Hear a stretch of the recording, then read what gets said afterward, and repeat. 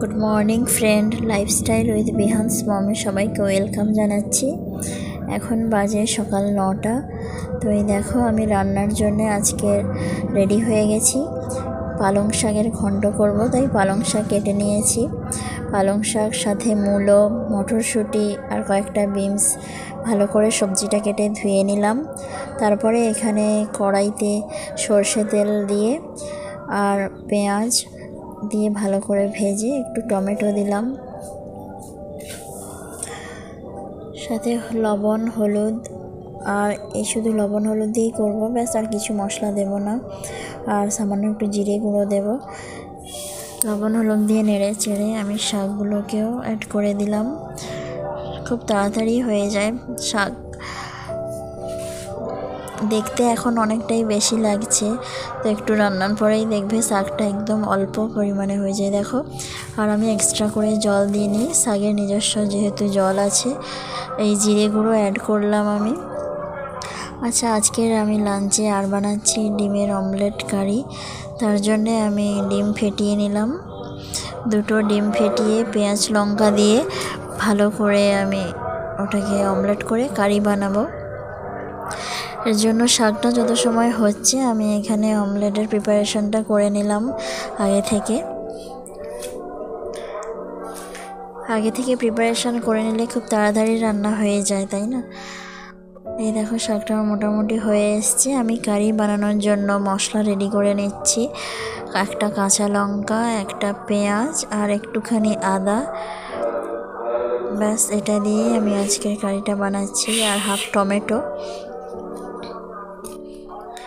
বেশি লাগবে না যেহেতু অল্প রান্না, তাই অল্প মশলাতেই আমি পুরোটা কমপ্লিট করছি। অতিরিক্ত বেশি মশলা আমি ইউজ করছি না, আজকের নর্মাল মশলাতেই করছি। দেখো শাকটা আমার হয়ে গেছে, খুব সুন্দর টেস্ট হয়েছে। আর এরকম অবশ্যই বাড়িতে বানিয়ে খাবে তোমরা, মানে একদম সাধারণ লবণ হলুদ দিয়ে এত সুন্দর শাক টেস্টি রান্না হয়, শুধু ওটা দিয়েই পুরো ভাত, এক থালা ভাত খাওয়া হয়ে যাবে। দেখো আমি অমলেটটাও ভেজে নিচ্ছি, যেহেতু এই কড়াইতেই রান্না করব, তাই এই কড়াইতেই আমি আবার অমলেট ভেজে নিয়ে এই দুটো আলাদা ভাগ করে নিলাম। ব্যাস আমার এই অমলেট রেডি হয়ে গেছে। এবারে আমি কারি বানানোর জন্য কড়াইতে প্রথমে সর্ষে তেল দিয়ে দিলাম। আলু কেটে রেখেছিলাম আগে থেকে, তো আলুগুলো ভেজে নিচ্ছি আমি কড়াইতে। আলু খুব তাড়াতাড়ি সেদ্ধ হয়ে যায়। আলু ভাজা হয়ে যাওয়ার পরে, হালকা ভাজা হয়ে যাওয়ার পরে এর মধ্যেই আমি মশলা দিয়ে দেব।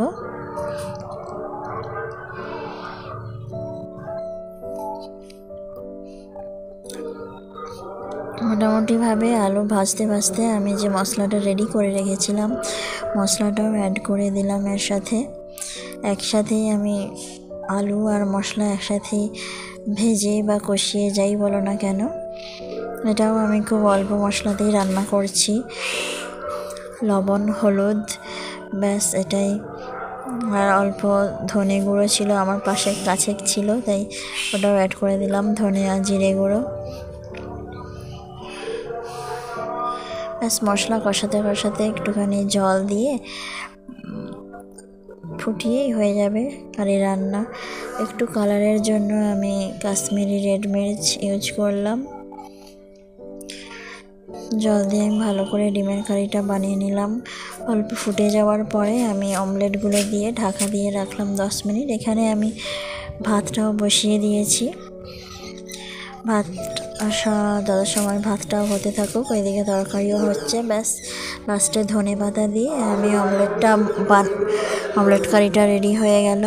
ধনে পাতা দিয়ে নামিয়ে নিয়েছি। আজকের এটাই আমার লাঞ্চ ছিল। ভালো লাগলে অবশ্যই জানাবে।